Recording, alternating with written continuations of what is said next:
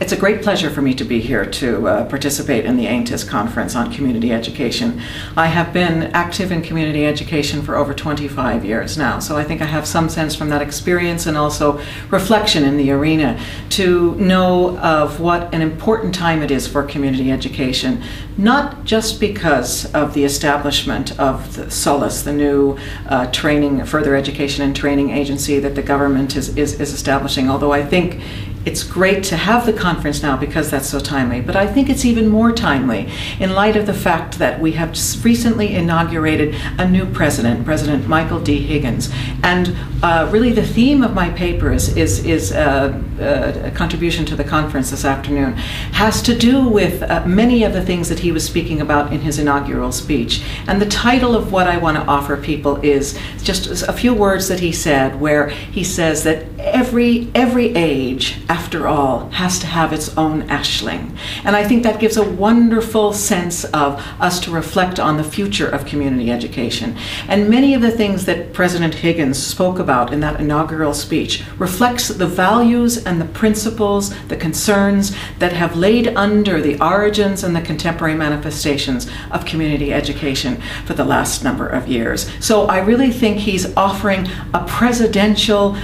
indication and confirmation of the importance of the sustainability and the future of community education. However, it's not just our president, it's also our Taoiseach, who also spoke on that momentous occasion, where he too emphasized the importance of community in order to provide the foundation for our national recovery. So I think that what we have is our two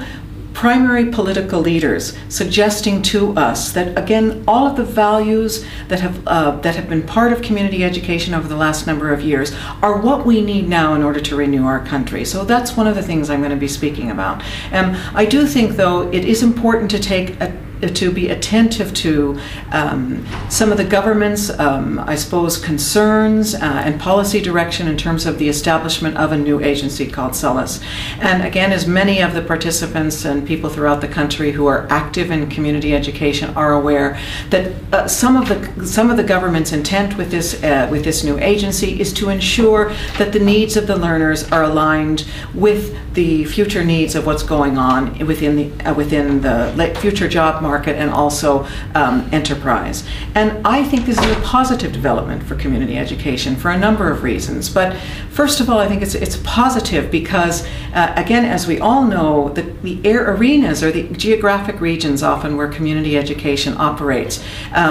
we are working with people who represent a larger proportion of the unemployed or the long-term unemployed. And it is we who, in the various programs and courses, etc., over the years that have developed and demonstrated, have developed ways of working with the culture, I suppose, effectively of the people who come from those communities to enable them to return to education, and also not just in returning to, so be able to bring them back in. We know how to go and reach out and get them started on the path. But not just that. And again, this maybe just reflects my experience, but I've been all over the country over the years with other community education actors, that if you're working in those contexts where communities are vibrant and are, I suppose, challenging themselves in order to become more resilient, to move beyond some of the conditions of disadvantage that they've been born into, that of course they're looking for economic prosperity for their local communities. Of course they are. And so certainly central to any of the kind of community education I've ever practiced is that we've looked for ways to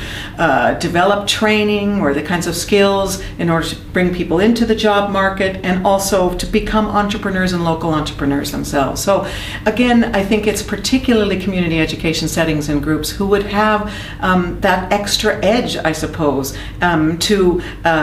find ways to ensure that the best kind of training in order that brings us into the needs of the current and future job market will be able to take place. But I suppose the final, I'm going to finish my contribution with a couple of recommendations to the community sector itself. And one of those one of those recommendations will be to,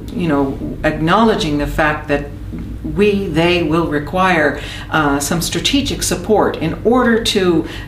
build where they've come from and to get them ready, I think, to meet the challenges of some of the new focus of government policy in terms of education. But that it's important for them, for community education, to seek that in a strategic manner, and with the confidence, I think, again, that we do now have both a presidential and a political imperative in terms of the effectiveness and the importance of community education.